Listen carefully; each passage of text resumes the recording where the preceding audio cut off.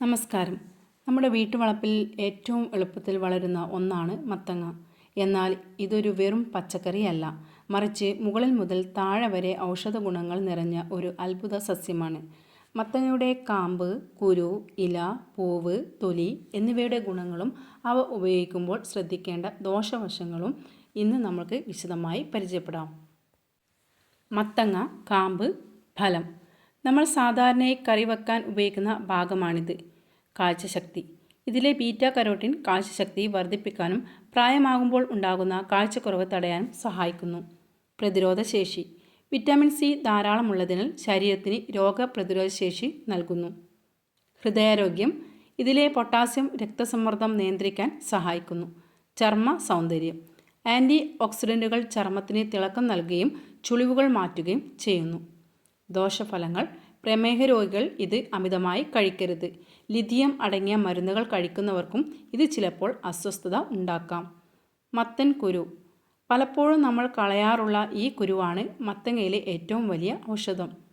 പുരുഷാരോഗ്യം. ഇതിലെ സിങ്ക് പുരുഷന്മാരുടെ പ്രോസ്റ്റേറ്റ് ആരോഗ്യത്തിന് അത്യുത്തമമാണ്. മാനസികാവസ്ഥ. മഗ്നീഷ്യം ധാരാളമുള്ളതിനാൽ സ്ട്രെസ് കുറയ്ക്കാനും നല്ല ഉറക്കം നൽകാനും ഇത് സഹായിക്കുന്നു. പ്രമേഹ നിയന്ത്രണം. ഇൻസുലിൻ നിയന്ത്രിക്കാൻ മത്തൻ കുരു സഹായിക്കുമെന്ന് പഠനങ്ങൾ പറയുന്നു. ദോഷഫലങ്ങൾ. കലോറി കൂടിയതിനാൽ അമിതമായി കഴിച്ചാൽ തടി കൂടും. നന്നായി ചവച്ചരച്ചില്ലെങ്കിൽ വയറുവേദനയോ ദഹനക്കേടോ ഉണ്ടാകാം. മത്തൻ ഇലയും തണ്ടും. ഇലക്കറികളിൽ ഏറ്റവും ഗുണമുള്ള ഒന്നാണിത്. രക്തക്കുറവ്, അയൺ ധാരാളമുള്ളതിനാൽ വിളർച്ച മാറ്റാൻ മത്തൻ ഇല മികച്ചതാണ്. ഗർഭിണികൾക്ക് ഗർഭസ്ഥ ശിശുവിൻ്റെ വളർച്ചയ്ക്ക് ആവശ്യമായ ഫോളിക് ആസിഡ് ഇതിലുണ്ട്. മലബന്ധം. നാരുകൾ കൂടുതലായതിനാൽ ദഹനം സുഗമമാക്കുന്നു. ദോഷഫലങ്ങൾ. വൃക്കരോഗമുള്ളവർ ഇതിലെ പൊട്ടാസ്യം കാരണം അളവ് നിയന്ത്രിക്കുക. ഇലയിലെ ചെറിയ രോമങ്ങൾ അലർജി ഉണ്ടാക്കാതിരിക്കാൻ നന്നായി കഴുകണം. മത്തൻ പൂവ്. പലരും അറിയാത്ത ഗുണങ്ങളാണ് പൂവിനുള്ളത്. ജലദോഷം. വിറ്റാമിൻ B9 ജലദോഷത്തെയും പനിയെയും പ്രതിരോധിക്കാൻ സഹായിക്കുന്നു. എല്ലുകൾക്ക്. കാൽസ്യം ഉള്ളതിനാൽ എല്ലുകളുടെയും പല്ലുകളുടെയും ബലം വർദ്ധിപ്പിക്കുന്നു. മത്തങ്ങയുടെ തൊലി.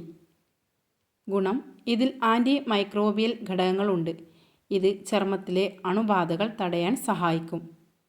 ഇളം മത്തങ്ങയാണെങ്കിൽ തൊലിയോടുകൂടി കഴിക്കുന്നതാണ് ഗുണകരം. നിങ്ങൾ ശ്രദ്ധിക്കേണ്ട പൊതുവായ കാര്യങ്ങൾ. മത്തങ്ങയുടെ ഭാഗങ്ങൾ കറി വയ്ക്കുമ്പോൾ അധികം എണ്ണയോ മസാലയോ ചേർക്കാതിരിക്കാൻ ശ്രദ്ധിക്കുക. മത്തൻ കുരു കഴിക്കുമ്പോൾ ഉപ്പ് ചേർക്കാതെ വറുത്ത് കഴിക്കുന്നതാണ് ഏറ്റവും നല്ലത്. കടകളിൽ നിന്ന് കിട്ടുന്ന പാക്ക് ചെയ്ത മത്തങ്ങ മിശ്രിതങ്ങളിൽ പ്രിസർവേറ്റീവുകൾ ഉണ്ടാകാൻ സാധ്യതയുണ്ട്. അതുകൊണ്ട് ഫ്രഷ് ആയിട്ടുള്ളത് തന്നെ ഉപയോഗിക്കുക. ഉപസംഹാരം. നമ്മുടെ ആരോഗ്യത്തിന് ആവശ്യമായ മിക്കവാറും എല്ലാ വിറ്റാമിനുകളും മിനറലുകളും അടങ്ങിയ ഒരു അപൂർവ സസ്യമാണ് മത്തങ്ങ. കാമ്പ് മുതൽ കുരു വരെ ഇതിൻ്റെ ഓരോ ഭാഗവും ഒരു ഔഷധമാണ്. പണച്ചിലവില്ലാതെ പ്രകൃതി നമുക്ക് നൽകിയ ഈ മഹാ ഔഷധം ഇനി മുതൽ നിങ്ങളുടെ ഭക്ഷണക്രമത്തിൽ ഉൾപ്പെടുത്താൻ മറക്കരുത്. എങ്കിലും ഓർക്കുക, ഏതൊരു ആഹാരവും മിതമായി ഉപയോഗിക്കുമ്പോഴാണ് അത് അമൃതാകുന്നത്. ഈ അറിവ് നിങ്ങൾക്ക് ഉപകാരപ്പെട്ടുവെങ്കിൽ ഇത് മറ്റുള്ളവരിലേക്കും ഷെയർ ചെയ്യുക. നന്ദി.